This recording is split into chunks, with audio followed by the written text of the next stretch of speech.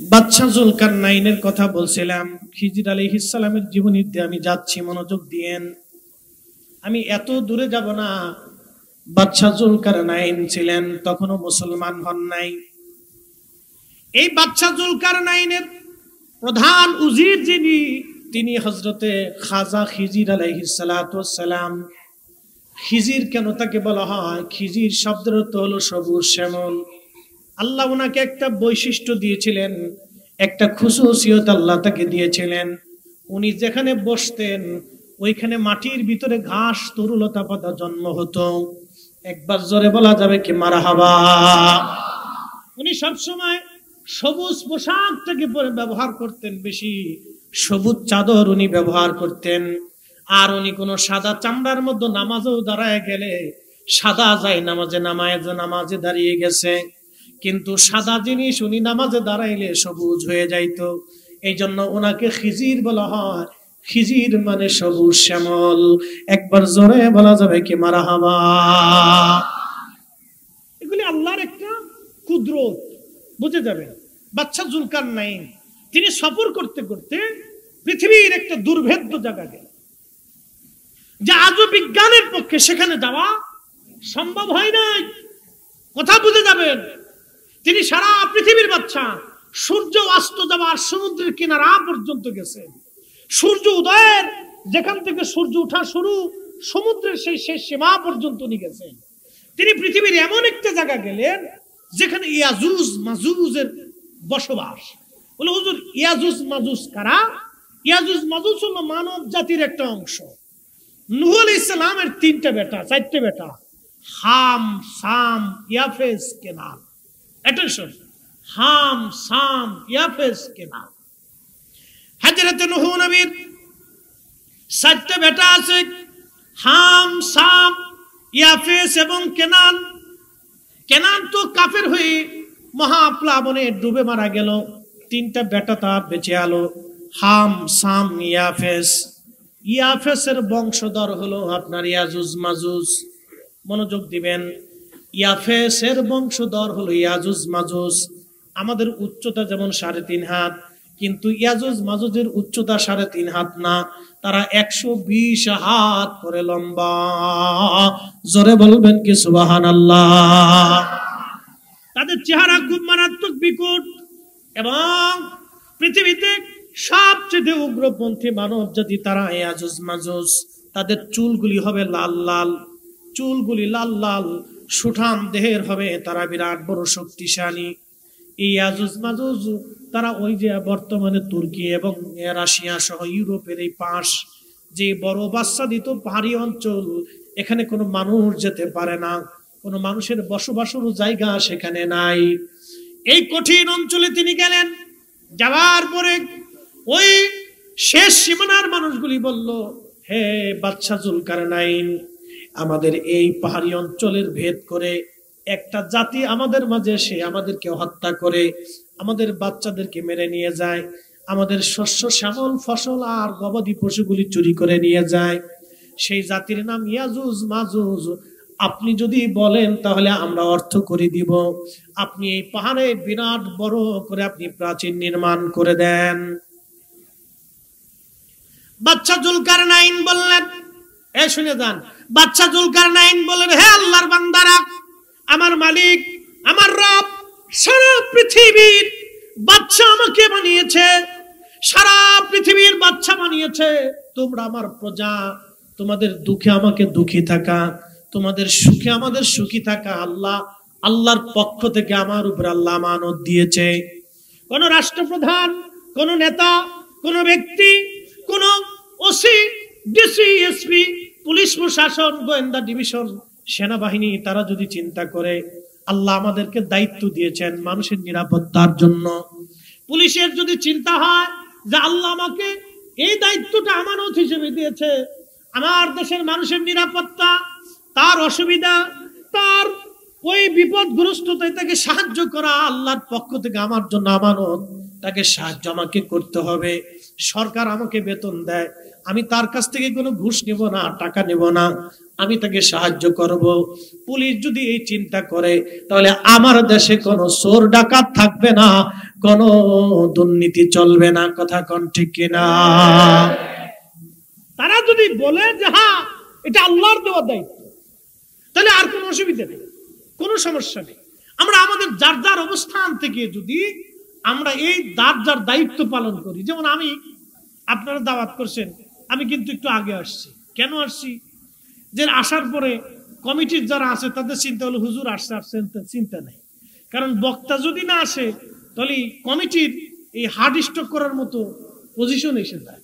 আর আমরা যারা বক্তা মাহফিলে আসি, রওনা দেওয়ার সময় আমরা চিন্তা করি যানজটে পড়লে আমাদের শরীরে ঘাম আসে। এত বড় আয়োজন করছে, কষ্ট করে পরিশ্রম করে তারা 1 মাস 2 মাস করে পরিশ্রম করতেছে। আমি যদি সময় মতো না পৌঁছাই তাহলে তাদের সমস্ত আয়োজনগুলি কি হবে? ব্যর্থ হয়ে যাবে।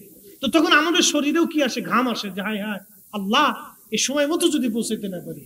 তো যেন আমাদের দায়িত্ব থেকে আমরা একটু আগে ভাগে আসি, এসে আমরা একটু বিশ্রাম করলে দেখা যায় যে সবার এই চিন্তাটা পেরেশানিটা দূর হয়। আমারও চিন্তা থাকে না, কমিটিরও চিন্তা থাকে না।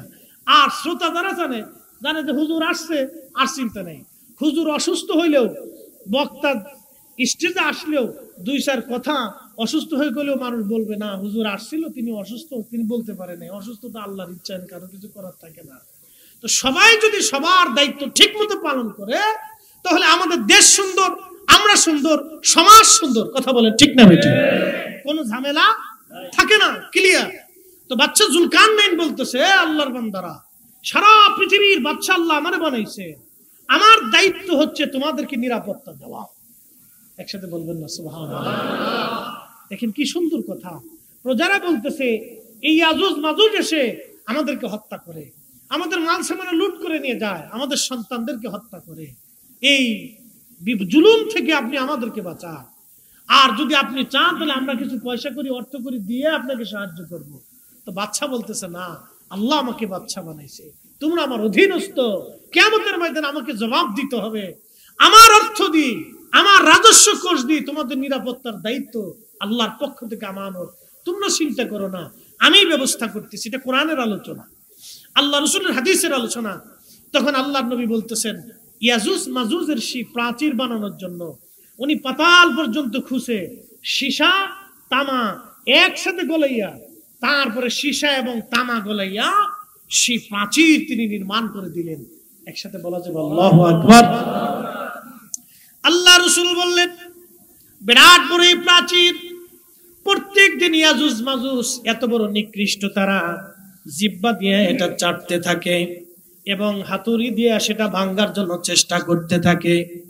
প্রত্যেকদিন ভাঙতে ভাঙতে একেবারে শেষ প্রান্তে চলে আসে। সারা দিন ওরা ভাঙতে থাকে, সকাল থেকে সন্ধ্যা পর্যন্ত এই প্রাচীরটা ভেঙে পৃথিবীতে আসার জন্য চেষ্টা করতে থাকে। আল্লাহ রাসূল বললেন প্রত্যেকদিন সকাল থেকে সন্ধ্যা পর্যন্ত তারা ভাঙতে চেষ্টা করে, কিন্তু না, সন্ধ্যা যখন ঘনায় যায় তখন তাদের যে বাদশা আছে, রাজা, সে রাজা বলতেছে চল ফেরত চলে যাই, বাকি কাজ আমরা কালকে করব। এইভাবে চলে যায়। আবার আল্লাহর কুদরতি ভাবে ওই প্রাচীরটা আল্লাহ আবার ওইরকম পুনরায় নির্মাণ করে দেয়। পরের দিন আবার কাজ শুরু করে ভাঙ্গা। সন্ধ্যাবেলা একই কথা, চল আমরা কালকে আবার শুরু করব। আল্লাহর নবী বললেন কিয়ামতের পূর্ব সময়ে যখন ইয়াজুজ মাজুজ আসবে, দাজ্জাল আসার পরের ঘটনা এটা। দাজ্জাল আসবে, দাজ্জালকে হত্যা করা হবে, তারপরে ইয়াজুজ মাজুজ আসবে। সারা পৃথিবীতে ইয়াজুজ মাজুজ তখনই বের হবে ওই যে সেই বিরাট বড় প্রাচীর, এই প্রাচীরের কাছে যাইয়া তারা খনন করতে থাকবে, ভাঙতে শুরু করবে। সন্ধ্যাবেলা যখন আসবে তখন কিয়ামতের ওই সময় তাদের বাদশা যে হবে সে বলবে আগামীকাল বাকি কাজ সারব ইনশাআল্লাহ। এত বছর কিন্তু ইনশাআল্লাহ বলে নাই, কিন্তু কিয়ামতের ওই দিন যখন ইনশাআল্লাহ বলবে, মুসলমান এজন্য আগামী দিন কি করবেন? ইনশাআল্লাহ শব্দ ব্যবহার করবেন, আল্লাহর ইচ্ছার উপরে ছেড়ে দিবেন, আল্লাহর ইচ্ছার উপরে ছেড়ে দিবেন। ইনশাআল্লাহ শব্দ ব্যবহার করবেন যে আমি খাবো ইনশাআল্লাহ, আমার ছেলে বিয়ে দেব ইনশাআল্লাহ, আমি বিদেশ যাব ইনশাআল্লাহ। আল্লাহর ইচ্ছায়, আল্লাহ চাইলে হবে, আল্লাহ না চাইলে পৃথিবীর কোন শক্তির দ্বারা সম্ভব হবে না। কথা বলেন ঠিক কিনা? এ মুসলমান, হাটহাজারীবাসী, এটা হাটহাজারী না, হাটহাজারীর মুসলমান খুবই মনোযোগ দিয়ে শুনে যাবেন। বাবাজি, মায়েরা, আপনারা শুনে যান। জুলকারনাইনের সেই প্রাচীর কিয়ামতের পূর্ব সময়ে ইয়াজুজ মাজুজরা ইনশাআল্লাহ বলার পরে সেই দিন তারা ভেঙে পৃথিবীতে আসবে। এত পরিমাণে আসবে, লোহিত সাগর, আরব সাগরে যারা গেছেন আপনারা, লোহিত সাগর আর আরব সাগরের সব পানি পান করে তারা খাইয়া শেষ করে ফেলবে। কি পরিমাণে তারা দুনিয়াতে আসবে বার বুঝেন। লোহিত সাগর আর আরব সাগরের পানি, পৃথিবীর কোন নদীর পানি, পদ্মা, মেঘনা, যমুনা, কোন নদীর পানি আর অবশিষ্ট থাকবে না। কোন পুকুরের পানি থাকবে না, কোন খাল বিলের পানি পর্যন্ত, কোন হ্রদের পানি থাকবে না। পৃথিবীর মধ্যে যত ভূমধ্য সাগর আছে সব পানিগুলি তারা খেয়ে খেয়ে শেষ করে ফেলবে। এত পরিমাণে আল্লাহ তাদেরকে দুনিয়াতে পাঠাবে। আল্লাহ নবী বললেন, উম্মত, কিয়ামতের ময়দানে আমার উম্মতের ভিতরে 1000 জনের একজন জান্নাতে যাবে, বাদ বাকি 999 জন জাহান্নামে যাবে। চিন্তা না? চিন্তায় পড়ছেন নি আপনারা? বিরাট চিন্তায় পড়ে গেছে যে 1000-এর ভিতরে 999 জন জাহান্নামে আর একজন জান্নাতে, তাহলে কারা? সাহাবায়ে কেরাম চিন্তায় পড়ে গেলেন। আল্লাহর নবী বলেন, ভয়ের কারণ নাই, ওই 999 জন হবে ইয়াজুজ মাজুজের দল। আল্লাহু আকবার! না না, আরো জোরে, আরো জোরে, আরো জোরে, আরো জোরে। 999 জন ইয়াজুজ মাজুজ আর একজন আমার এই গরিব উম্মত, আমার উম্মত, আমার উম্মত, আমার উম্মত, অর্থাৎ উম্মতের 100 জনের 100 জন জান্নাতে। না না, হয় নাই, আরো জোরে, আরো জোরে, আরো জোরে। তাহলে রাসূলুল্লাহ পাইয়া আমরা খুশি, এই জন্য মিলাদুন নবীর মাহফিল কিয়ামত পর্যন্ত হায়াত হলেও চলবে। হাত উঁচা করে বলেন ঠিক না বেঠিক? এত বড় দামি নবীর উম্মত আমরা হইলাম। আল্লাহর নবী ডাক দিলেন, উম্মত, চিন্তার কারণ নাই। 1000-এর মধ্যে 999 জন হবে ইয়াজুজ মাজুজ আর একজন হবে আমার উম্মত। তার মানে 100 জন উম্মতে 100 জনই জান্নাতে চলে যাবে। রাহমাতুল লিল আলামিন কাজী নজরুল কত চমৎকার বললেন, শ্রেষ্ঠ নবী দিলাম রে তরিয়ে নিতে রোজ হাসরে, শ্রেষ্ঠ নবী দিলাম রে তরিয়ে নিতে রোজ হাসরে, পথ না ভুলি তাই তো দিলে পাক কুরআনের বাণী, খোদা তোমার মেহেরবানি। বলেন, সুন্দর ফুল, সুন্দর ফল, মিঠা নদীর পানি, খোদা তোমার মেহেরবানি, খোদা তোমার মেহের। তুমি কতই দিলে রতন, ভাই বাড়াদার পুত্র স্বজন, তুমি কতই দিলে রতন, ভাই বাড়াদার পুত্র স্বজন, ক্ষুধা পেলি অন্ন জুগাও, ক্ষুধা পেলি অন্ন জুগাও, মানি চাই না মানি, খুদা তোমার মেহেরবানি, খুদা তোমার মেহেরবানি। বন্ধুগণ আমার, সেই জুলকারনাইন বাদশা উজির আজম হযরত খিজির আলাইহিস সালাম, বাদশা জুলকারনাইন মুসলমান হইলেন কেমনে দেখেন। খলিলুল্লাহ আলাইহিস সালাম, খোদারি খলিল, কাবা শরীফ নির্মাণ করতেছিলেন। আমার দিকে তাকাবেন, কাবা শরীফ নির্মাণ করতেছিলেন ইব্রাহিম আলাইহিস সালাম। এই কাবা শরীফ নির্মাণে পাথর মাথায় করে টেনে টেনে আনতেছিলেন হযরতে ইসমাইল আলাইহিস সালাম। কাবা ঘর গাঁথতে গাঁথতে গাঁথতে গাঁথতে যখন তিনি আর হাতের লাগাল পান না, তখন ইসমাইল আলাইহিস সালাম একটা পাথর আনলেন। এই পাথরটা বর্তমান নাম মাকামে ইব্রাহিম। জোরে বলা যাবে কি মারহাবা। কাবা শরীফে তাওয়াফের সময় একটা সুন্দর স্বর্ণের মতো দেখা যায়, দেখবেন গ্লাসের ভিতরে ইব্রাহিম আলাইহিস সালাতু ওয়াস সালামের পা মুবারকের ছাপ, সেই পাথর এখনো আছে। ওটা কাবা শরীফের দরজার সাথে লাগানো ছিল, ইতিহাস শুনে দরজার সাথে লাগানো ছিল। ওটা সরিয়ে আনছেন হযরত ওমর রাদিয়াল্লাহু আনহু। আরো জোরে জোরে সাহাবায়ে কেরামের সম্মান দেখেন। উনি ওটা সরিয়ে নিয়ে ওইখানে স্থাপন করলেন। কিন্তু আজও পর্যন্ত কোন আলিম, কোন সাহাবী, কোন মুফতি প্রশ্ন তুলতে পারে নাই যে পাথর কাবা শরীফের দরজায় ছিল সেটা ওমর সরিয়ে আনার কে? ওমর তো তিনি রাসূল বলেছেন ফাআলাইকুম বিসুন্নতি ওয়া সুন্নাতিল খুলাফায়ের রাশিদিন আল মাহদিন। তোমরা আমার সুন্নাত মানবেই, আমার পরে আমার খুলাফায়ে রাশিদিনের আদর্শ, সুন্নাহ, রীতিনীতি, পথ মেনে চলবা। সুবহানাল্লাহ। আরো জোরে সুবহানাল্লাহ। উনি তারাবির নামাজ চালু করলেন 8 রাকাত, 20 রাকাত। কত রাকাত? উনি জামাতের সাথে মসজিদে নববীতে 20 রাকাত তারাবি চালু করলেন। মারহাবা কর। কত রাকাত? 20 রাকাত। তাহলে আজকে যারা 8 রাকাত বানাইছে তাহলে বোঝা গেল এটা হলো নিকৃষ্ট বেদাত।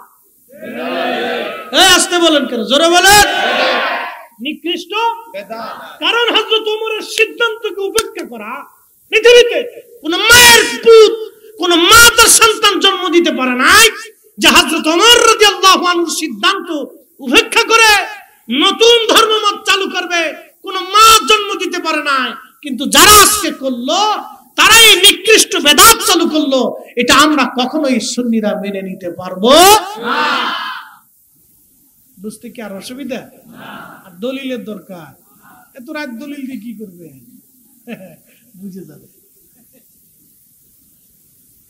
হযরত ইব্রাহিম আলাইহিস সালাতু ওয়াস সালামের সেই পাথর মাকাম ইব্রাহিম, এই পাথরখানে ইসমাইল আলাইহিস সালাম আনলেন। আপনারা জানেন 10 তলা 20 তলা বিল্ডিং এর লিফট ছাড়া উঠানামা করাটা দুষ্কর। লিফটে চললেন, সুইচ টিপ দিলেন, নাম্বার চাপ দিলেন, লিফটটা আপনাকে অটোমেটিক উপরের দিকে নিয়ে গেল, আবার নিচে নেমে নিয়ে আসলো। এই মাকাম ইব্রাহিমের পাথর আল্লাহ পাক লিফট বানাই দিলেন। ইব্রাহিম আলাইহিস সালাম উপরে যাইতে মন চাইলে পাথরটাকে উপরের দিকে নিয়ে যাইতো। পা মুবারকের দাগ বসে গেল। পা মুবারকের এখান থেকে মাসলা বুঝাই দিয়ে যায়, শিখে যাবে। হ্যাঁ, আমার কাছ থেকে কিছু কিছু রহস্য পাবে। পা মুবারকের দাগ বসে গেল সাপ। সাইয়্যিদুনা ইব্রাহিম আলাইহিস সালাতু ওয়াস সালাম পা মুবারকের দাগ বসে গেল। এখন আপনাদেরকে প্রশ্ন করি, জবাব দিবেন। পা মুবারকের দাগ, উনি যদি সেই দিন জুতা পরতেন তাহলে কি পায়ের দাগ হতো না জুতার দাগ হতো? তার মানে বোঝা গেল কাবা ঘর নির্মাণ করার সময় উনি জুতা পায়ে দেন নাই। এটা কাবার ইজ্জত। সাইয়্যিদুনা ইব্রাহিম আল্লাহর শাহিদ, কাবা শরীফকে তিনি সম্মান করেছেন। এটা কোন ঠিক কিনা? কাবা শরীফকে, শাহিদকে সম্মান করেছেন ইব্রাহিম আলাইহিস সালাতু ওয়াস সালাম। কিন্তু আজকে যদি আপনারা হজে যান দেখবেন অনেক হাজিরা জুতা পায়ে দিয়ে তাওয়াফ করে। আমি এই বছর হজে দেখে আসছি, ভিডিও করে নিয়ে আসছি আমার মোবাইলে। জুতা পায়ে দিয়ে হাজিরা খোদার ঘর তাওয়াফ করে, অনেক হাজি আছে। আল্লাহ আল্লাহ। ওই তাওয়াফের মুতাফের ভিতরে হযরতে সাইয়্যিদুনা ইসমাঈল আলাইহিস সালামের মাজার কাবা শরীফের দরজা বরাবর আল্লাহু আকবার। কোন বর্ণনা আসছে নূহ আলাইহিস সালামের মাজার ওখানে, কোন বর্ণনা আসছে সুলাইমান আলাইহিস সালামের মাজার, কোন কোন বর্ণনা আসছে 360 জন নবী আলাইহিস সালামের মাজার ওই মুতাফের ভিতরে আছে। না না হয় না, আরো জোরে বলেন। এখন প্রশ্ন করবেন 360 জন নবী দুনিয়ার এত জায়গা বাদ দিয়া কেন কাবা শরীফে তাদেরকে কবর দিতে বললেন? এজন্যই আরবিতে একটা প্রবাদ আছে, শরফুল মাকিনা অশরফুল মাকান, শরফুল মাকানে অশরফুল মাকিন। কিছু জায়গার কারণে মানুষের দাম বাড়ে, কিছু মানুষের কারণে জায়গার দাম বাড়ে। হুজুর গাউসে মাইজ ভান্ডারী আল্লাহর মহান ওলি এখানে আসার কারণে এই এলাকার দাম বেড়ে গেছে। আমাদের কারণে আপনাদের কারণে ওনার দাম বাড়ে নাই। কি কথা কন না কা? মুরিদের কারণে পীরের দাম বাড়ে না, ওলির মুহিব্বিনদের কারণে ওলির দাম বাড়ে না, ওলিদের কারণে ওই জায়গার দাম বেড়ে যায়। শাহজালাল ইয়ামানি একজন মুকুটহীন সম্রাট। আজকে আমি কোনো রাজনীতি বুঝি না, যারা ধরেন এই আমাদের অর্থনীতিকে এই অনেক টাকা পয়সা ড্যানবাম করে দিল, দুর্নীতি যারা করলো, সব দলের ভিতরে দুর্নীতি আছে, সব জায়গায় এরকম আছে। ধরেন যারা জনগণের অর্থগুলি দুর্নীতি করলো, তারা চিন্তা করলো কোটি কোটি টাকা হলে আমার অনেক ভালো। আসলে কি টাকাই সুখ না? আজকে শত শত বছর ধরে আল্লাহ ওলির মাজার মুসলমানরা জিয়ারত করে। 750 বছর ধরে শাহজালাল ইয়ামানি মুজাররিদি বাংলার মুকুটহীন একজন সম্রাট, 750 বছর ধরে উনি সম্রাট, 750 বছর ধরে উনি সম্রাট। বাংলাদেশের উনার মাজারে যদি ইট পাটকেল কেউ মারতে চায়, উনার মাজার কেউ যদি ভাঙতে চায়, তো বাংলাদেশের যুদ্ধ, বিশ্বযুদ্ধ বেঁধে যাবে। করে বলেন ঠিক না বেশি?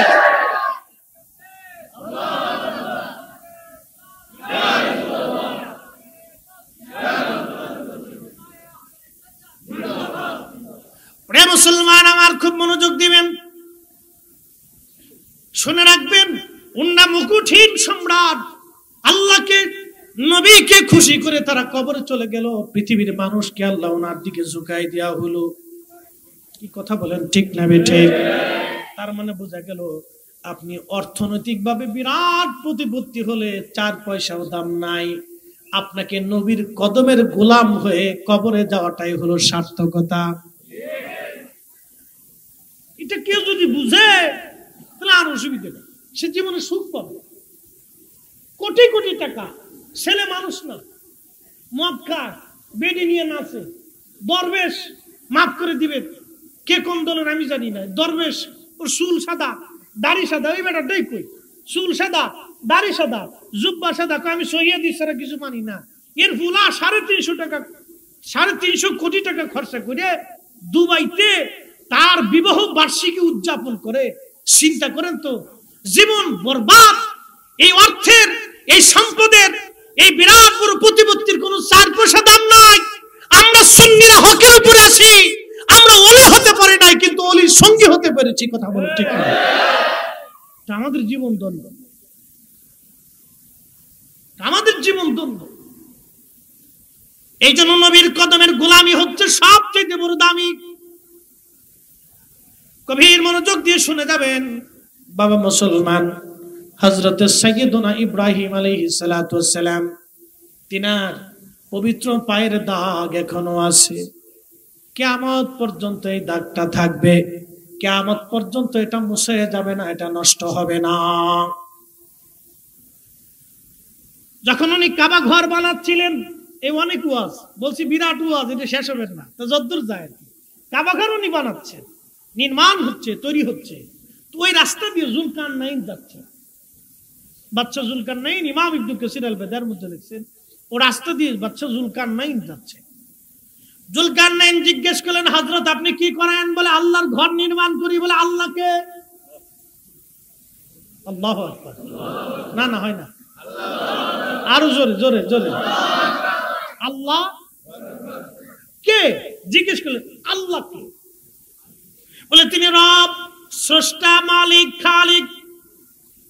বলে ওনাকে তো চিনি না, ওনাকে তো দেখি না, মানবো কেমনে?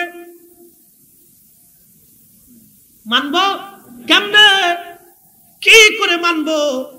উনি যে সত্য কি করে মানবো? শাহজালাল ইয়ামানি ওলি ছিলেন, কি করে মানবেন?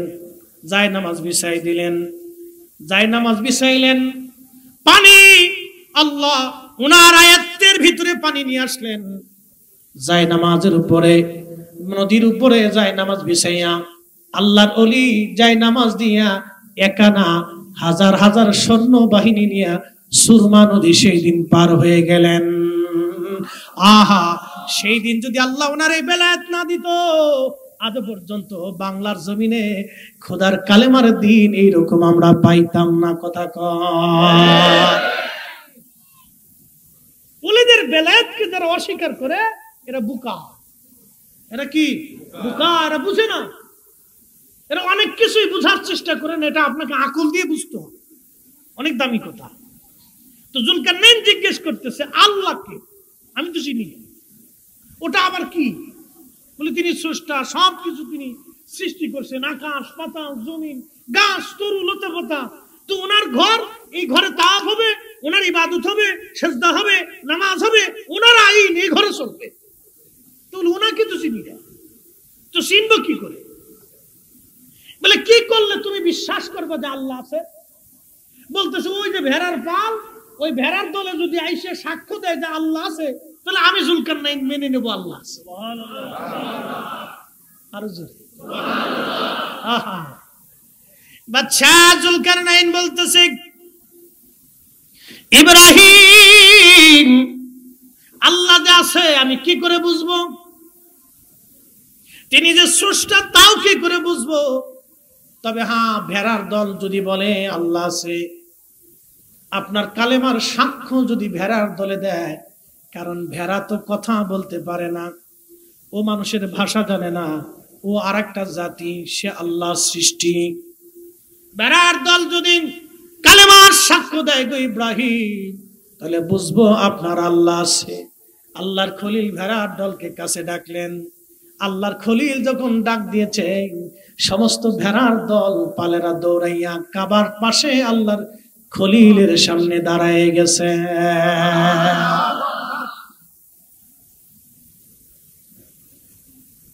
ঠিক তখনই খোদারে খলিল ইব্রাহিম খলিলুল্লাহ ডাক দিয়ে বলতেছে, ভেড়ার দল তোমরা খোদার কালেমার সাক্ষ্য দাও। একসাথে ভেড়ার দলরা প্রত্যেকটা ভেড়ার জবান খুলে গেল। ভেড়ার দল তখন বলতে লাগলো লা ইলাহা ইল্লাল্লাহু ইব্রাহিম খলিলুল্লাহ। চিৎকার মেরে জোরে বলেন না মারহাবা। জুলকারনাইন বলল, হুজুর আর বুঝার বাকি নাই, আর বুঝার। খাজা বাবা আজমিরি আনা সাগরের পানি একটা লুটার ভিতরে তিনি আনলেন। সুবহানাল্লাহ কি বাড়ি যায় না? আপনারাও পারেন, সুযোগ আছে না? এরকম পৃথিবীতে বর্তমানে বিজ্ঞানীরা পারতো না। হ্যাঁ, সম্ভব আছে? অবশ্যই না। যদি বিজ্ঞানের ক্ষমতা থাকতো তাহলে তারা যুদ্ধ করার আগে সব ওই দেশের নদীর পানি শুকাই ফেলত। তাহলে ভারতে আমরা পানি ছেড়ে দিয়ে উপহার দিয়েছি, ওইটা আমরা একবারে বোতলে ভরে ফেলতাম।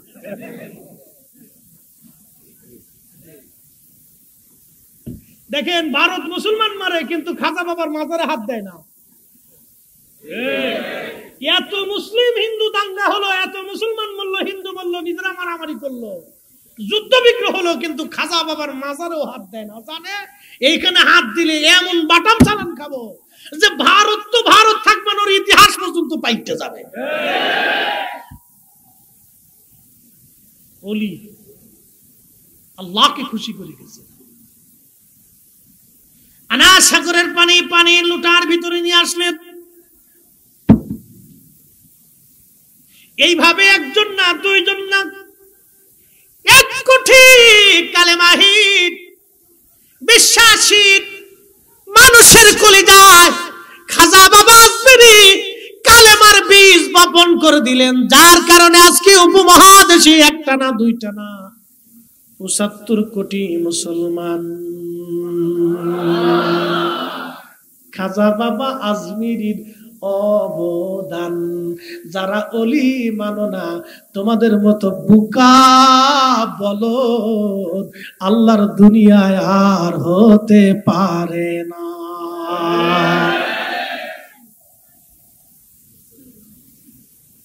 নাকি বুঝতে হবে।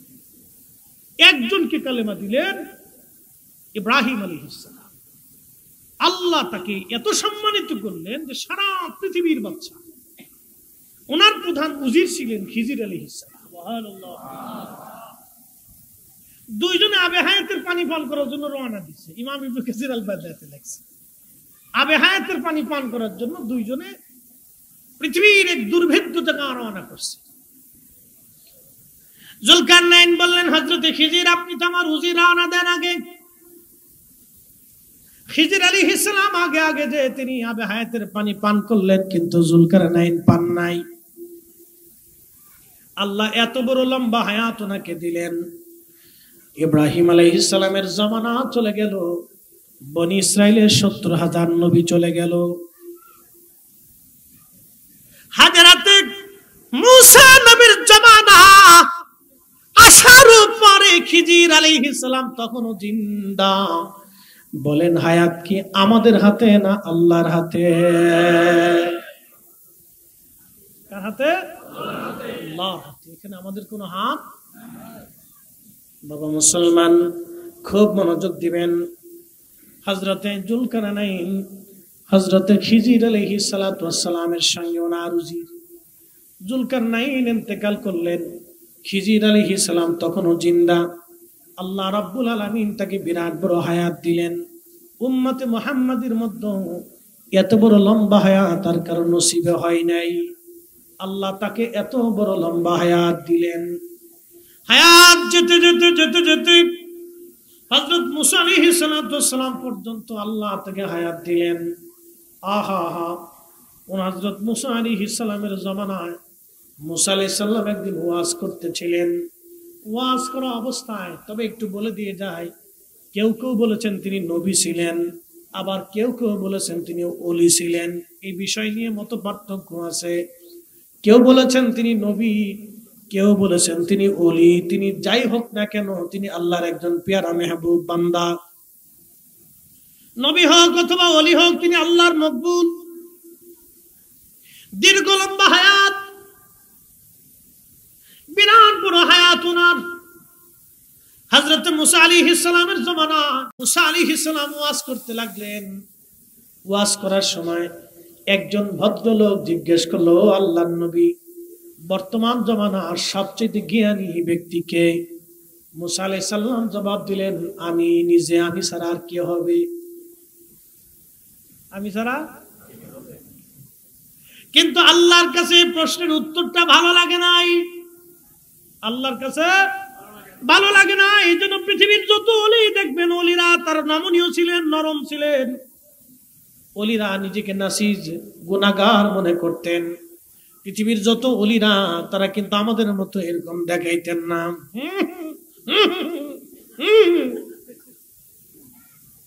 কি কথা কর না কেন? ফরসি 3 পাতা, লাভ দিয়ে 6 পাতা। এগুলি কি? এগুলি আমাদের সুন্নিয়তের শিক্ষা না, তরিকতের শিক্ষা না। কোন ওলি জীবনে এগুলো লাফালাফি করে নাই। তারা মানুষদেরকে ভালোবাসা দিয়ে এমন ভাবে আকৃষ্ট করছে, আল্লাহু আকবার। তাদের ভালোবাসা এখনো মানুষ শিখতে থাকে। তাদের মাজারের পাশে বসলে মানুষ শান্তি পায়। কারণ কি জানেন? ও রুহের একটা পাওয়ার আছে। কি কথা কর না কেন? রুহের কি আছে? পাওয়ার আছে। যারা ওই রুহ নিয়ে চলে গেছেন, আল্লাহ তাদের উপরে এত খুশি। ইন্না রাহমাতুল্লাহি করিবুম মিনাল মুহসিনিন। তাদের উপর আল্লাহর অবারিত সাকিনা নাজিল হতেই থাকে। এজন্য মানুষ ওনাদের জিয়ারতে গেলে, ওনাদের পাশে বসলে অটোমেটিক আল্লাহর পক্ষ থেকে অন্তরে সাকিনা আসতে থাকে, মানুষের ভালো লাগতে থাকে। এজন্য মানুষ খালি ছুটে যায়। মানুষ কি যায়? ছুটে ছুটে তাদের কাছে যায়। প্রিয় মুসলমান খুব মনোযোগ দিবেন। হযরতে খিজির আলাইহিস সালাতু ওয়াস সালাম যখন দুঃখিত মুসা আলাইহিস সালাম প্রশ্নের জবাব দিলেন, আল্লাহ তখন ওহী করে বলেন, মুসা রে, তোমার জবাব সুন্দর হয় নাই। মুসা, তুমি যাও, তোমার চাইতে আমি আল্লাহ একজন জ্ঞানী বান্দা বানায় রাখছি, তার কাছে যেই জ্ঞানটা আমি আল্লাহ দিছি সেই জ্ঞানটা তোমার কাছে নাই। একবার জোরে বলা যাবে সুবহানাল্লাহ। আমি তারে যে ইলমটা দিছি, ইলমটা তোমার কাছে, আমি ফরিদ সাহেবের কাছে যে ইলমটা আছে, ওরে হুজুর গাউসে পাক মাইজভান্ডারির কাছে যেটা ছিল ওটা আমার কাছে, কথা কন না কেন, ওটা আমার কাছে। শাহজালাল আমিনী মুজাররদি রাহমাতুল্লাহ আলাইহির কাছে যা ছিল, এদেশে 60 লক্ষ আলেম, তাদের কাছে, কথা কন না কেন, তাদের কাছে। খাজা বাবা আজমিরের কাছে আল্লাহ যে ইলম দিয়েছিলেন, নিয়ামত দিয়েছিলেন, ওটাই বর্তমানে 100 কোটি মুসলমানের ভিতরে নেই। ওটা যদি আমাদের মধ্যে থাকতো তাহলে আজকে ফিলিস্তিনের, ইসরায়েলের কাছে ফিলিস্তিনের মুসলমানদের দিন দিন মার খেতে হতো না, কথা কোন ঠিক না বেটে? আমাদের কাছে না, এটা শূন্য হয়ে গেছে। আমরা সেই পাওয়ারলেস হয়ে গেছি। মুসলমানের যে পাওয়ার ছিল, তেলের গাড়ি তেলে চলে,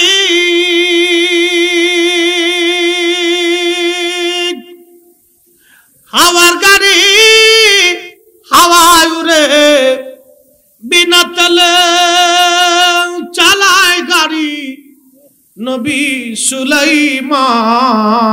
আমরা সেই মুসলমান, আমরা সেই মুসলমান, আমরা সেই মুসলিম। আমাদের খাবারের ভিতরে ভেজাল, পানির ভিতরে ভেজাল, নীতির ভিতরে ভেজাল, আকীদার ভিতরে ভেজাল, আমলের ভিতরে ভেজাল। সুদ খাইয়া, ঘুষ খাইয়া, অন্যায় করিয়া, মানুষের হক নষ্ট করিয়া কাবা শরীফে কোটি বছর যদি ইবাদত করেন, আল্লাহর কসম একটা সেজদাও আল্লাহর দরবারে কবুল হবে না।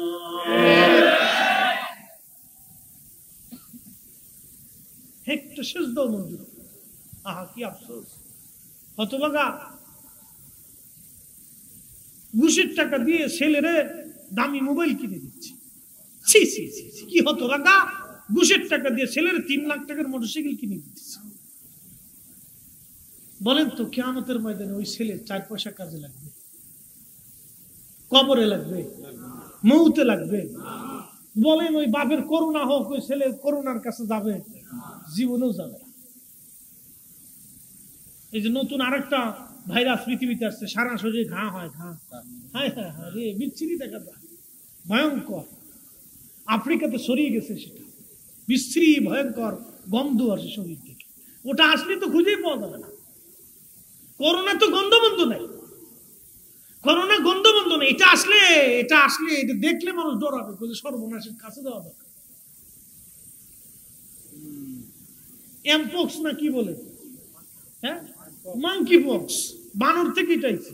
আহা, কি কঠিন রোগ! এটা যদি সারা পৃথিবী ব্যাপী ছড়িয়ে পড়ে, মাংকি পক্স, শরীরে জায়গায় জায়গায় ঘা হবে, বিচ্ছিরি দেখা যায়, বিভৎস দেখা যায়। ধরেন ওই লোকের ওই মাংকি পক্স হয়ে গেছে, তার ছেলের জন্য সে হালাল হারাম না বেছে গরিব মানুষের চোখের পানি জড়াই দিচ্ছে।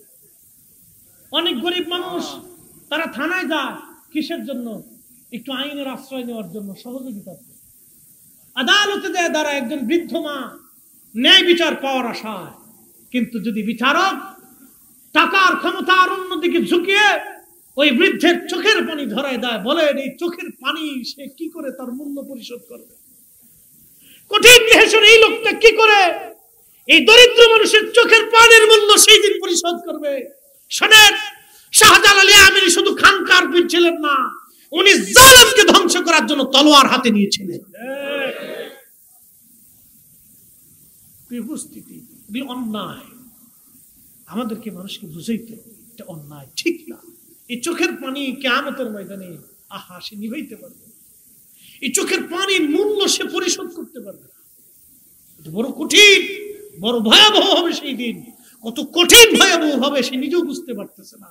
তার সন্তান, স্ত্রী, পুত্র, পরিজন, যাদের জন্য সে অন্যায় করলো, কেউ তাদের 4 পয়সাও 1 পয়সাও জীবনে কাজে লাগবে না, জীবন জিন্দিগিটাই বৃথা চলে যাবে বাবাজি। ওর কঠিন লাগে। এই জন্য আমাদেরকে বুঝতে হবে, আমরা যে দল করি আপনার দল আপনার কাছে, কিন্তু আখেরাত আমাদের যার যার অবস্থান থেকে হিসাব দিতে হবে বাবা। কি কথা কন না কেন? ঠিক আখেরাত আমাদের যার যার হিসাব আল্লাহর কাছে বুঝাই দিতে হবে, কিন্তু এটা মনে রাখতে হবে। আমি কোনো রাজনীতি করি না, কিন্তু যখন আপনি যে রাজনীতি আপনার পছন্দ হয়, যেই মানে সংগঠন আপনার পছন্দ হয় করেন, এটা আপনার ইচ্ছা। কিন্তু মনে রাখবেন, মেহেশরের আদালতে কবরের জিন্দেগিতে যার যার প্রশ্নের জবাব তাকে বহন করতে হবে, যার যার হিসাব আল্লাহর দরবারে তাকে বুঝিয়ে দিতে হবে। সেই দিন যাতে আমরা এই আল্লাহর আদালতের আসামি না হয়ে যাই, সেই জন্য আপনাকে দুনিয়ার জিন্দেগি থেকে পরিষ্কার হয়ে কবরে যাওয়াটা বুদ্ধিমানের কাজ। আল্লাহর কোরআনে এক আয়াতে আল্লাহ ওয়াজ করলেন, আল্লাহু আকবার ওয়ালিল্লাহিল হামদু বিসমিল্লাহির রাহমানির রাহিম।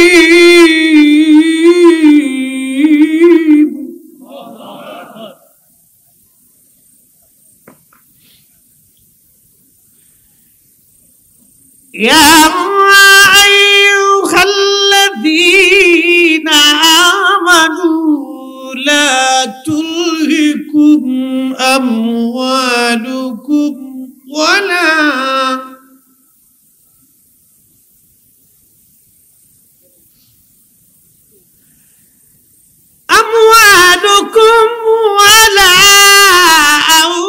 أولادكم عن ذكر الله।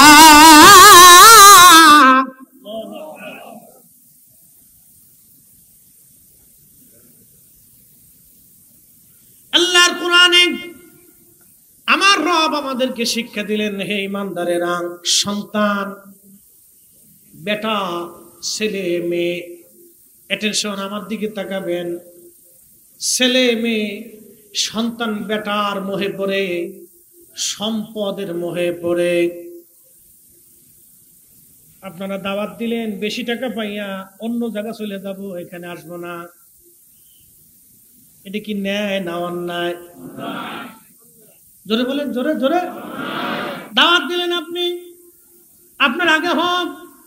একজনে বলল, হুজুর আপনি আসেন, আপনার জিনিস বানাই দেওয়ানে অফার দেয়, অনেকেই অফার দেয়, খুঁজে খুঁজে পায় না, শেষ পর্যন্ত হুজুর দিব না, আপনি আসেন। আমি চিন্তা করলাম, আয় আয় পাইছি তো।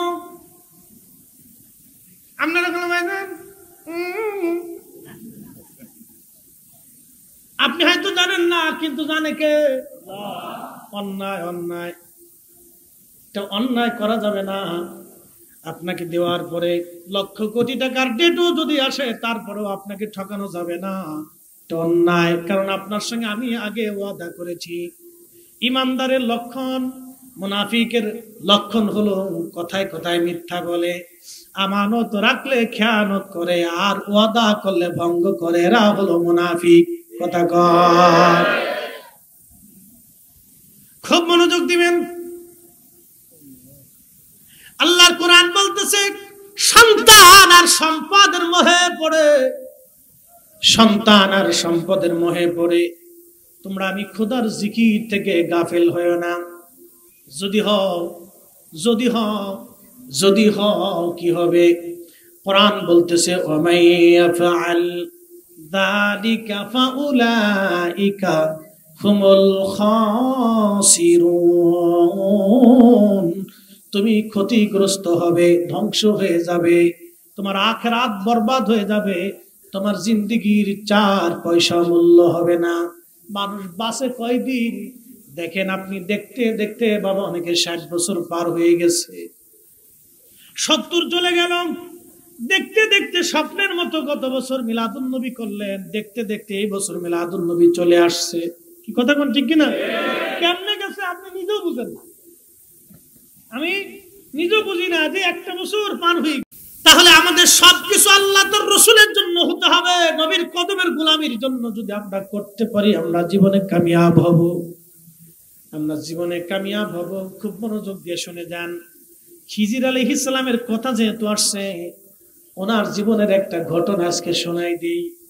আর একটা ঘটনা আল্লাহর নবী নিজে বর্ণনা করেছেন। ইমাম ইবনে কাসির আল বাদার মধ্যে, ইমাম বাইহাকি দালাইলুন নবুওয়াতের মধ্যে তিনি একটা ঘটনা লিখতেছেন। আল্লাহর নবী বললেন, সাহাবীরা রে, তোমাদেরকে কি খিজির আলাইহিস সালামের জীবনের একটা ঘটনা শোনাবো? সাহাবীরা বলেন, হ্যাঁ ইয়া রাসূলুল্লাহ, আপনি বলেন। বলে, সাহাবীরা রে, খিজির আলাইহিস সালাম একদিন তিনি এক বাজারের পাশ দিয়ে এক রাস্তা দিয়ে হেঁটে যাচ্ছিলেন। এমন সময় একজন মুকাতিব গোলাম হলো। আগের যুগে গোলাম ছিল, মানুষ বেচা কেনা হতো।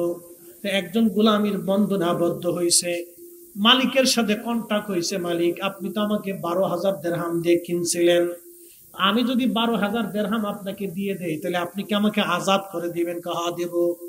এটাকে মুকাতিব গোলাম বলা হয়, অর্থাৎ উনি দিরহাম ফিরিয়ে দিলে স্বাধীন হয়ে যাবে।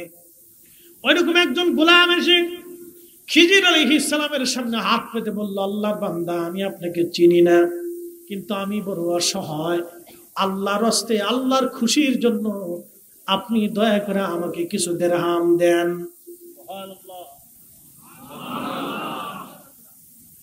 খিজির আলাইহিস সালাম বললেন, ওহে আল্লাহর বান্দা, তুমি বিশ্বাস করো তোমাকে দেওয়ার মতো আমার কাছে কিছুই নাই, আমি যে তোমাকে কিছু দেব, দেওয়ার মতো কিছুই আমার হাতে নাই।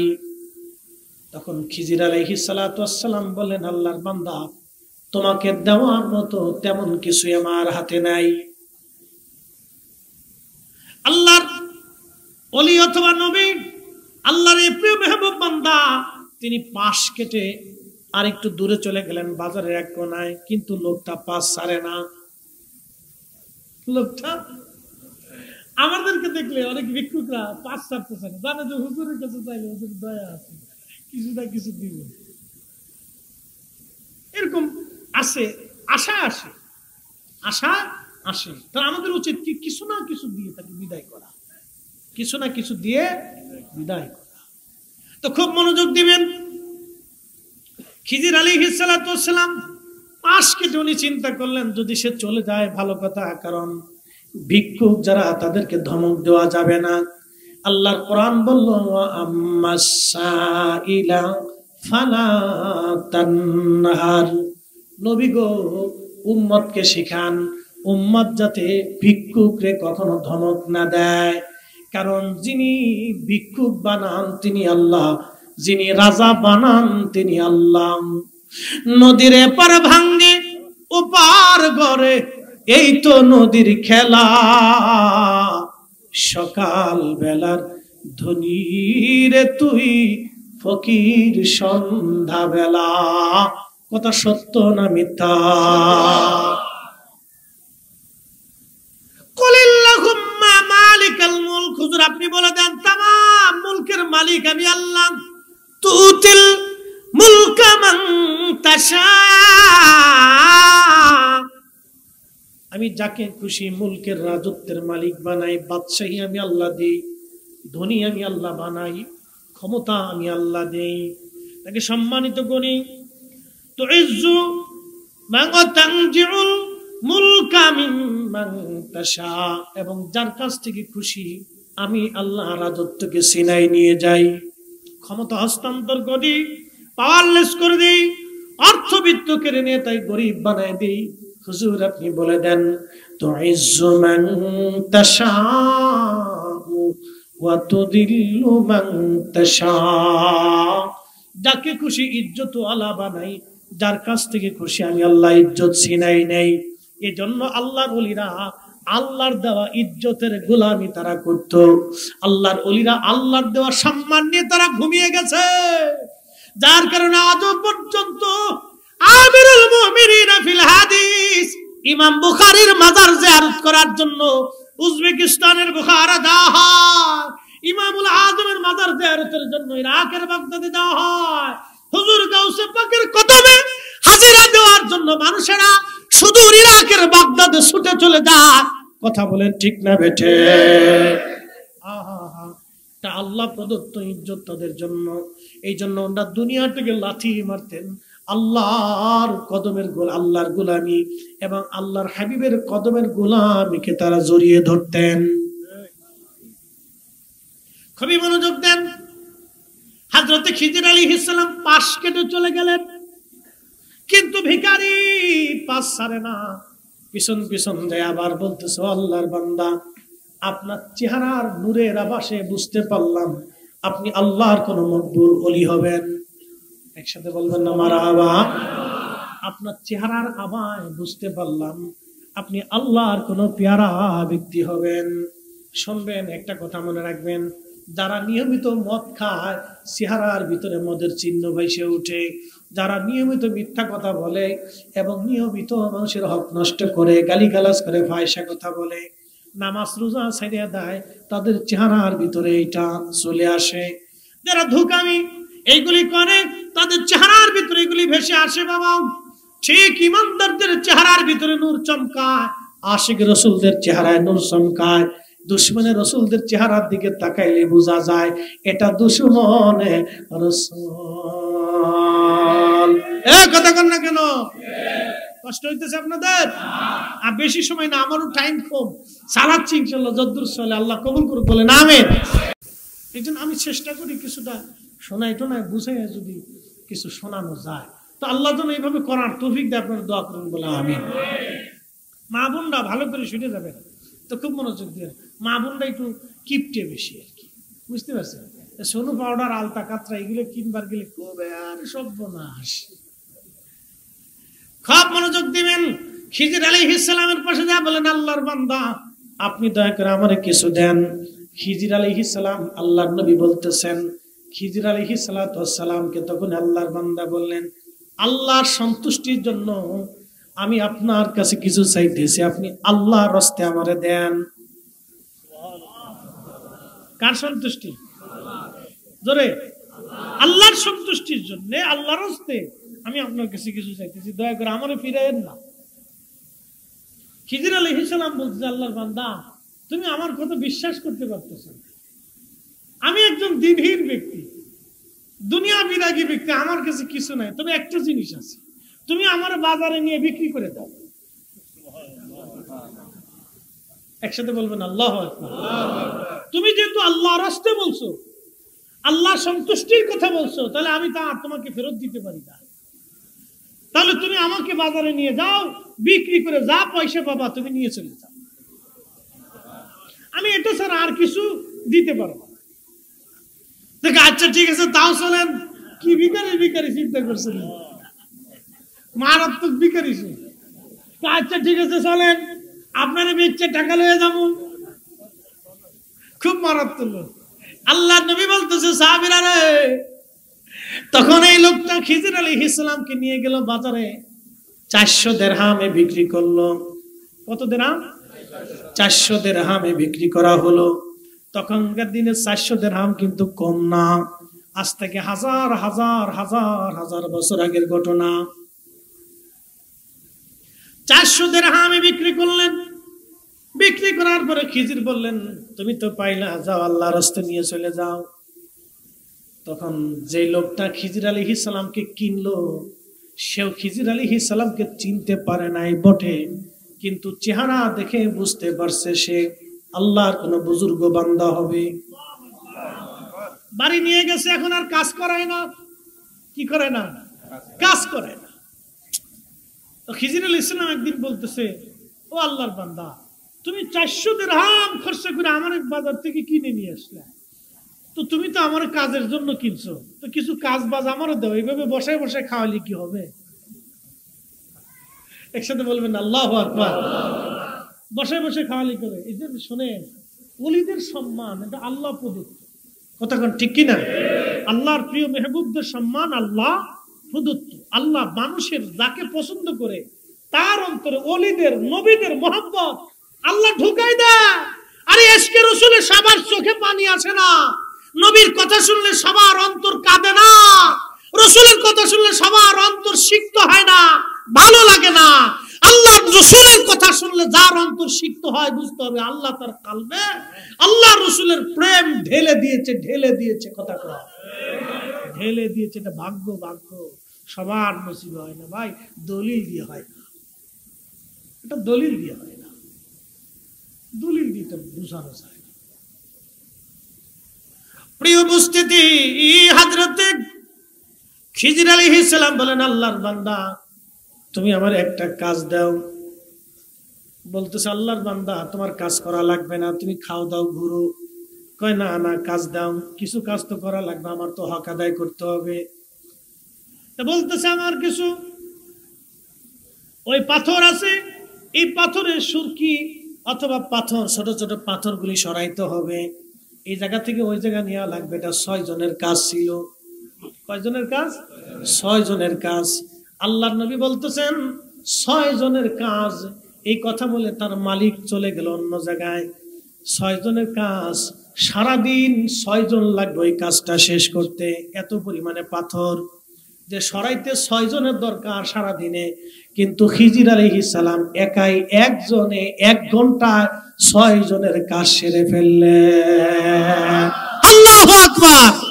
আনা সাগরের পানি লুটার ভিতরে আছে, কত মেশিন লাগছে? হ্যাঁ, খাজা বাবা আজমিরি কয়টা মেশিন সেট করছিল? কেন মেশিন লাগে নাই, খালি লুটার সাইড দিয়ে চলে আসো, আল্লাহর হুকুমে সব চলে আসো, আর বসে থাকবে না, সব পানি এদের ভিতরে এসে পড়ো।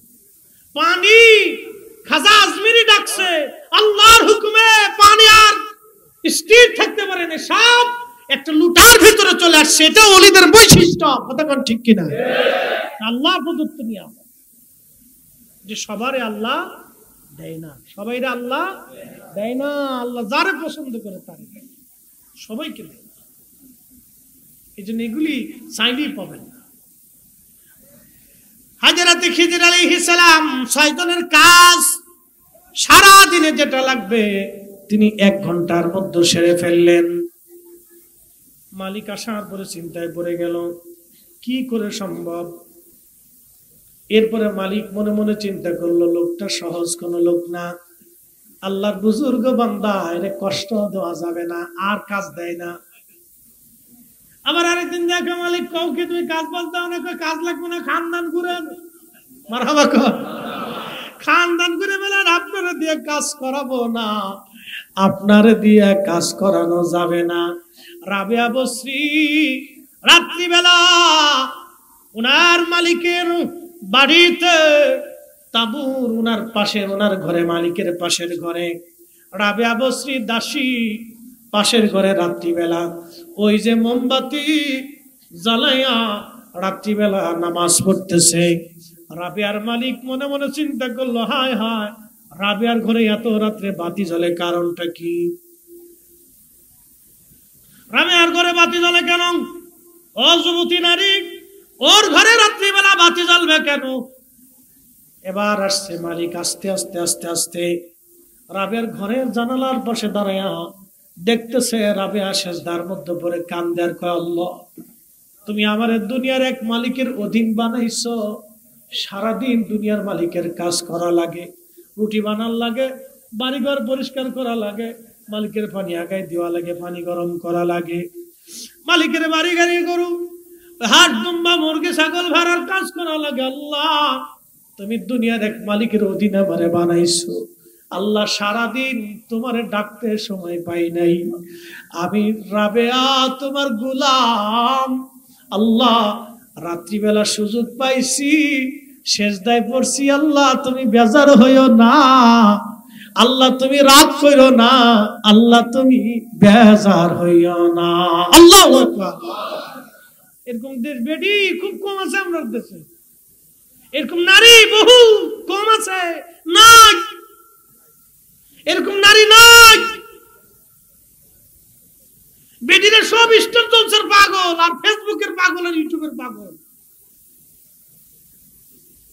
এইরকম নারী নাই আমার দেশে। নারীর বড় অভাব, নারীর বড় অভাব। মালিক হাত পা কাঁপতেছে, হায় হায় আমি কারে দিয়ে কাজ করাই? রাবিয়া তো দুনিয়ার সাধারণ নারী না, যে নারী সারা রাত্র এইভাবে ইবাদতে কাটায়, রাবেয়ারে দিয়া আর কাজ করাবো না। সকালবেলা ফজরের নামাজ পড়ে ডাক দিছে, রাবেয়া মনি, আজকে থেকে তুমি আর কোনো কাজ আমার বাড়ি করবা না। রাবেয়া বলতেছে, মালিক আমি গরিব মানুষ, কাজ না করলে চলবো কিভাবে? তারাই যদি দেন আমি কোন জায়গা যাব? আমি একজন নারী।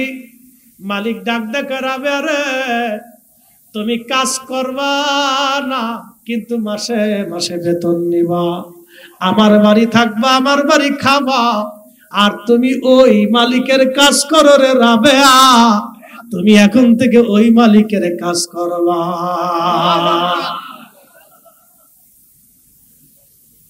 এই জন্য কর্মচারী যদি নামাজি হয়, আশিক রাসূলুল্লাহ ওর সুযোগ দিবে, ওকে সুযোগ দিবেন, ওকে ইহসান করবেন, ওকে ইহসান করলে আল্লাহ খুশি হবে। কর্মচারী যদি নামাজি হয়, ভালো হয়, সৎ হয়, ওরে সুযোগ দিবেন, ইহসান করবেন, ওকে ওর আপদে বিপদে মুসিবতের পাশে থাকবেন। প্রিয় মুসলমান আমার, খুব মনোযোগ দিবেন। আল্লাহর নবী ডাকতে বলতেছে, হযরতে খিজির আলাইহিস সালাতু ওয়াস সালাম, তিনি সেই দিন মালিক এসে বলতে যায়, সর্বনাশ, লোকটা তো সাধারণ না, এই লোকটাকে তো আর এত বড় কাজ দেওয়া যাবে না। কিন্তু খিজির আলাইহিস সালাম বারবার বলতেছিল, মালিক আপনি তো কিনে আনছেন আমারে, কিছু কাজ বাজ দেন। কয় না, কাজ করা লাগবে না।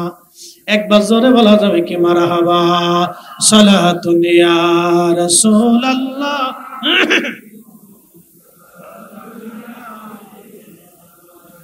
আহা সালাতুন ইয়া রাসূলুল্লাহ, সালামুন ইয়া হাবিবাল্লাহ, খবর লও ইয়া রাসূলুল্লাহ, খবর লও মেরে মৌলা মেরে আকা, খবর লও সালাতুন ইয়া রাসূলুল্লাহ, আলাইকুম সালামুন ইয়া। হাজারের মুসলমান, এবার একদিন মালিক ডাক দিয়ে বলতেছে, ও আল্লাহর বান্দা, আমি একটু কাজের কারণে বাহিরে চলে যাচ্ছি কিছুদিনের জন্য। আমি আপনাকে বড় আমানতদারিতা পেয়েছি, আপনি আমার বাড়ির লোক, কিন্তু বড় আমানতদার হিসেবে পেয়েছি। আমার স্ত্রী, সন্তান, জমি জমা সব এইগুলি আপনার কাছে আমানত দিয়ে যাইতেছি, আপনি দেখভাল করবেন, আমি ফিরে না আসা পর্যন্ত আপনি দেখাশোনা করবেন। খিজির বললেন, হ্যাঁ ঠিক আছে, আমি দেখাশোনা করব, কিন্তু আমার একটা কাজ দিয়ে যান। বলে না, কাজ লাগবে না। বলে না, কাজ দিয়ে যান। বলে একটা কাজ হলো, আমি এসে একটা প্রাসাদ বানাইতে চাই, বড় বিল্ডিং, একটা বাড়ি বানাবো সুন্দর, আপনি ইট নির্মাণ করার জন্য ইট নির্মাণ করে দিতে পারেন, আমাকে ইট তৈরি করে দিতে পারেন। আল্লাহর নবী বলতেছেন, অনেকগুলো মিস্ত্রির কাজ, বিরাট বড় প্রাসাদ। হযরত খিজির আলাইহিস সালাম শুধু ইট কাটেন নাই, ইট দিয়ে প্রাসাদ বানাই দিলেন। মালিক আসছে, ফিরে আসার পরে দেখতেছে বাড়ি বিরাট বড়, বাড়ি চিনা যায় না। ডাক দিয়ে বলতেছে, আমার কর্মচারী, আপনার ইট বানাইতে বলছিলাম, এত সুন্দর প্রাসাদ কে বানাইছে? বলে আমি বানাই দিছি। না না, হয় না, আরো জোরে বলেন। আল্লাহর নবী বলতেছেন, সাহাবীরা রে, তখন মালিককে ডাক দিয়ে বলতেছে, হুজুর আপনার পরিচয় কি? আল্লাহু আকবার।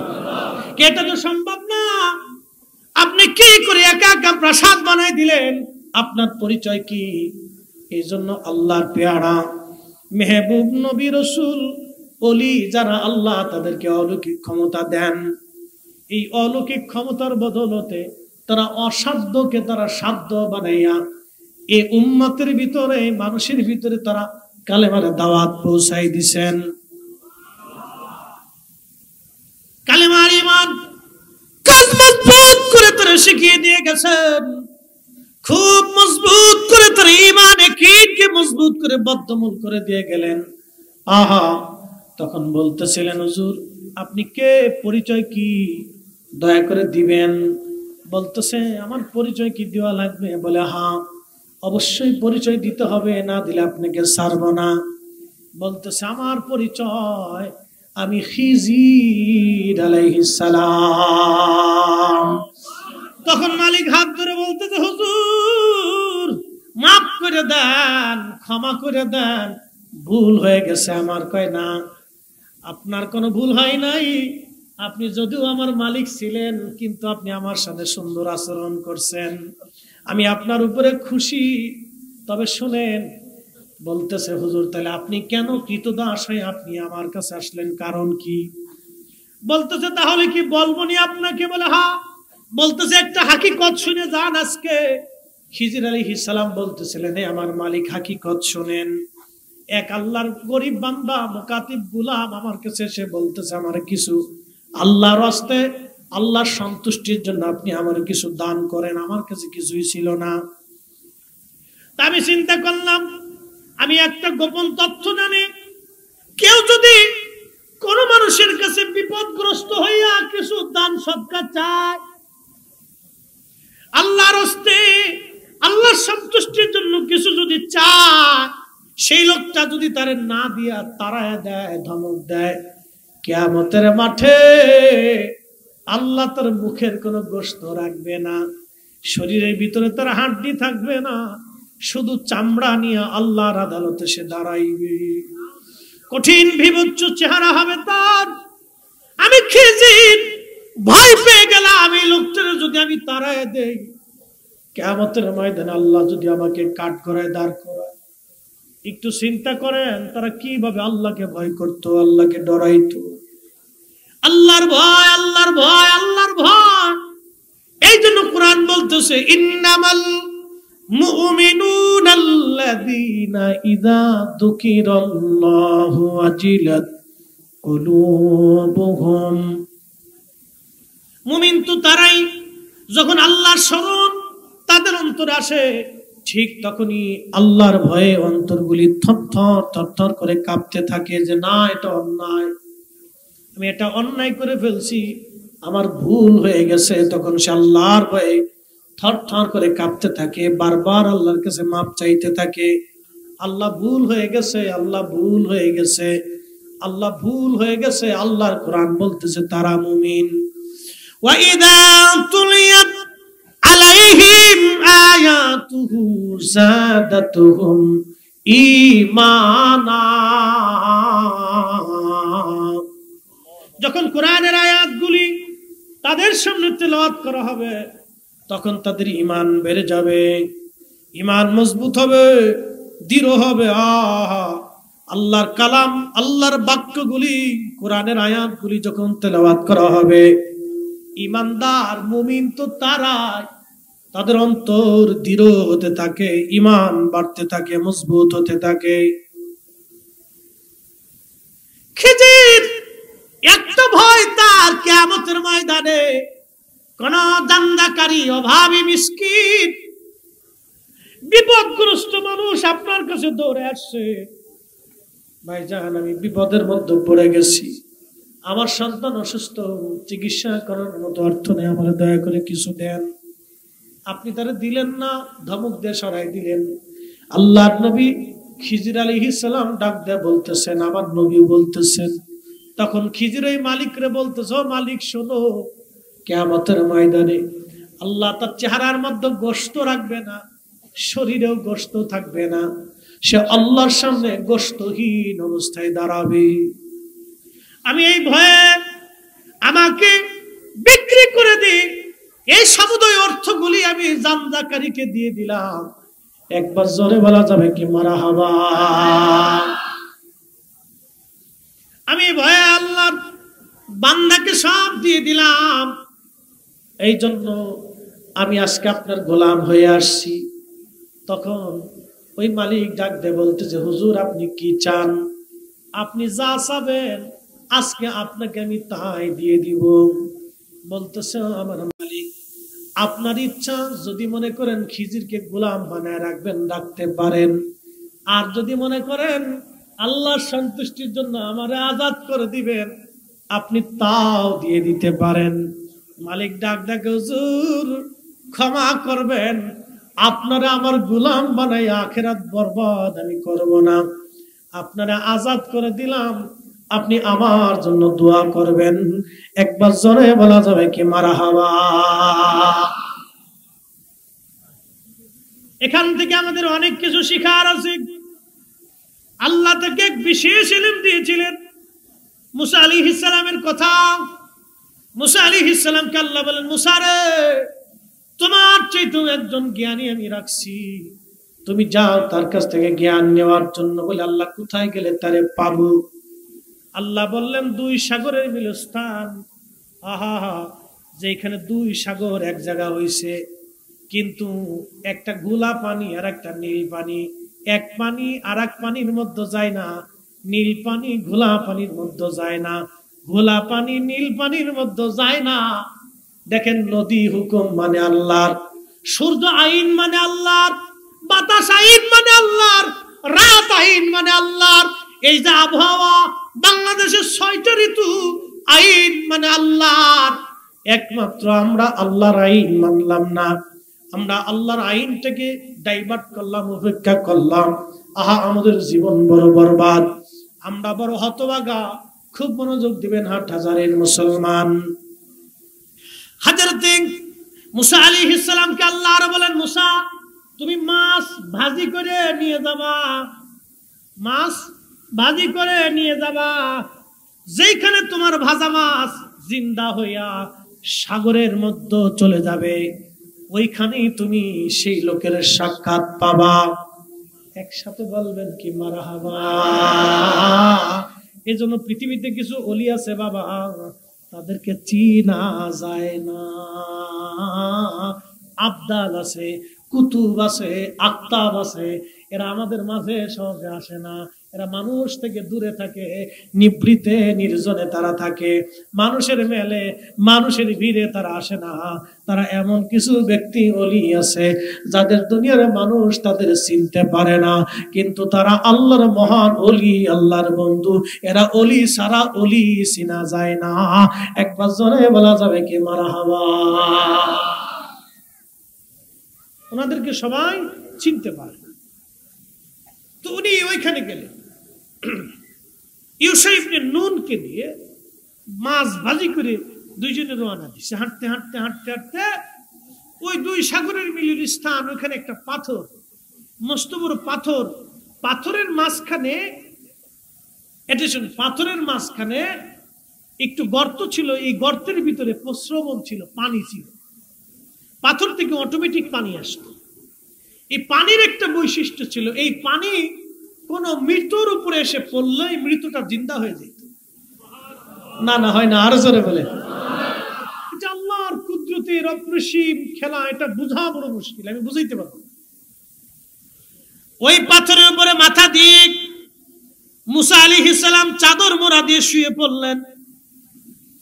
ইউসা ইবনে নুন বসে আছে, পাথরের পানি গড়াইয়া মাছের উপরে পড়লো। ভাজি মাছ, কি মাছ? ভাজি মাছ জিন্দা হইয়া লাফায়া লাফায়া লাফায়া লাফায়া সাগরের মধ্যে চলে গেল। আহা, আমি কোরআনের ঘটনা, এটা আমার ঘটনা, কোরআন শরীফের ঘটনা, সূরা কাহাফে আসছে। ভাজি মাছগুলি জিন্দা হইয়া লাফাইয়া লাফাইয়া মাছগুলি, মাছটা চলে গেল সাগরে। মুসা আলাইহিস সালামের ঘুম ভাঙলো। ইউসাকে বলল, ইউসা তাড়াতাড়ি চলো। তারা একদিন এক রাত আবার হাঁটতে শুরু করলো। হাঁটতে হাঁটতে বহুদূর, ক্ষুধা লেগে গেছে মুসা আলাইহিস সালামের। ডাক দেখে, ইউসা রে, থলের মধ্যে যে ভাজি মাছ রাখছিলাম, এই মাছটা কোন জায়গায় আছে বলো। বলে, হুজুর ক্ষমা করে দিবেন, শয়তান আমারে বুলাই দিছিল, আপনি যেখানে চাদর মোড়া দিয়ে ঘুমাইছিলেন ওইখানে মাছটা জিন্দা হইয়া লাফায়া লাফায়া সাগরের মধ্যে চলে গেছে। আপনারে বলতে আমি ভুলে গেছিলাম, আমার এই কথা মনে নাই। মুসা নবী ডাকতে বলতেছে, আরে ইউসা, করলি কি? ওই জায়গার খোঁজেই তো আল্লাহ আমারে পাঠাইছে। মারহাবা কর। ওই জায়গার খুঁজেই তো আল্লাহ আমারে পাঠাইছে। আমি তো ওই জায়গার তালাশ করতেছিলাম ওই জায়গাটা। হযরত ইউসা ইবনে নুন বলল, হুজুর ভুল হয়ে গেছে, মাফ করে দেন, আমি বুঝতে পারি নাই, শয়তান আমারে ভুলাই ফেলছে। দুইজন আবার রওনা করলেন। ঠিক যেই পাথরে হযরত মুসা আলাইহিস সালাম চাদর মোড়া দিয়ে ঘুমাইছিলেন, মুসা আলাইহিস সালাম এসে দেখলেন একটা ভদ্রলোক সবুজ চাদর উপরে, ওই পাথরের উপরে মাথা দিয়ে, সবুজ চাদর দিয়ে মাথা এবং শরীরটা ঢেকে দিয়ে লম্বা করে শুয়ে আছে। মুসা আলাইহিস সালাম যা সালাম দিলেন, আসসালামু আলাইকুম ওয়া রাহমাতুল্লাহ। খিজির আলাইহিস সালাম সালামের জবাব দিয়ে বললেন, এই দেশে কি সালাম আসেনি? সালাম দিল কে? আপনার পরিচয় কি? বলে, আমার নাম মুসা। বলে, আপনি কি বনি ইসরাইলের নবী মুসা? বলে, হ্যাঁ, আমি বনি ইসরাইলের নবী মুসা। বলতেছে, আল্লাহর পয়গম্বর, আমার কাছে আপনার কাজ কি? কি জন্য আইছেন? বলে, আল্লাহ পাক কুরআনুল কারীমের ভিতরে আল্লাহ রাব্বুল আলামিন, আমার মালিক, আমার রব জানাই দিলেন, ফাওয়াজাদা আবদাম মিন ইবাদিনা আতাইনাহু রাহমাতাম মিন ইনদিনা ওয়াল্লামনাহু মিন লাদুন্না ইলমা। একবার জোরে বলা যাবে কি মারহাবা? কোরআন বলতেছে, ফাওয়াজাদা আবদান মিন ইবাদিনা, আমার বান্দাদের ভিতরে যারা আমাকে ডাকে, আমাকে খুশি করেছে, রাজি করেছে, আতাইনাহু রাহমাতাম মিন ইনদিনা, আমার কাছ থেকে রহমত প্রাপ্ত। সাথে জোরে বলেন না মারহাবা। কি প্রাপ্ত? জোরে বলেন না, আরো জোরে বলেন, আরো জোরে বলেন। মাটির নিচে ওলি রহমত সারা না রহমত নিয়া? হ্যাঁ হ্যাঁ, জোরে বলেন, জোরে জোরে। মাটির নিচে ওলি রহমত সারা না রহমত নিয়া? মাটির উপরে ওলি রহমত নিয়ে না রহমত সারা? রহমত নিয়ে। আল্লাহ বললেন, ওয়াল্লামনাহু মিন লাদুন্না ইলমা, আমি একটা বিশেষ জ্ঞান তাকে দান করেছি, ইলম, বিশেষ ইলম, ইলমে লাদুন্নি, ইলমে মারিফত, ইলমে হাকিকত, ইলমে মারিফত, ইলমে হাকিকত, আমি একটা বিশেষ নিয়ামত আমি তাকে দান করেছি। ও মুসা, মুসারে যাও সেইখানে। মুসা নবী ডাক ডাক, আল্লাহ আপনার একটা বিশেষ জ্ঞান দিয়েছে, ওই জ্ঞানটা আমার কাছে নাই। আল্লাহ আপনার কাছে আমারে পাঠাইছে ওই জ্ঞান ইলম অন্বেষণ করার জন্য। আপনার সোহবতে আমারে রাখেন, আর রাখিয়া ওই ইলমের দর্শ আপনি আমারে দেন। তখন তিনি বললেন, ক্বালা ইন্নাকা লান তাসতাতিয়া মাইয়া সাবরা। ওরে মুসা নবী গো, এই ইলম অর্জন করতে হলে আপনি আমার সাথে ধৈর্য ধরতে পারবেন না। এই ইলম চাইলেই পাওয়া যায় না। খাজা বাবা আজমিরি যেটা পেয়েছিলেন আপনি ইচ্ছা করলেই পাবেন না। কি কথা কর না কেন? আপনি ইচ্ছা করলে কি ডক্টর ইউনুস হবেন? ইচ্ছা করলে কি হার্ভার্ড ইউনিভার্সিটির ভাইস চ্যান্সেলর হবেন? ইচ্ছা করলে কি আপনি অক্সফোর্ড ইউনিভার্সিটির চ্যান্সেলর হবেন? ইচ্ছা করলেই আপনি পারমাণবিক বিজ্ঞানী হতে পারবেন না। ইচ্ছা করলে আপনি ওলি হতে পারবেন না, পারবেন না। আপনাকে অনেক সাধনা করতে হবে। সাধনার পরে পরীক্ষায় পরীক্ষায় যদি পাশ করেন তাহলে আপনি কামিয়াব হয়ে যাবেন। খুব মনোযোগ দিবেন। আল্লাহ রাব্বুল আলামিন যখন বললেন, আরে হযরত খিজির আলাইহিস সালাতু ওয়াস সালাম বললেন, খিজির আলাইহিস সালাতু ওয়াস সালাম বললেন, ওগো আপনি সবর করতে পারবেন না।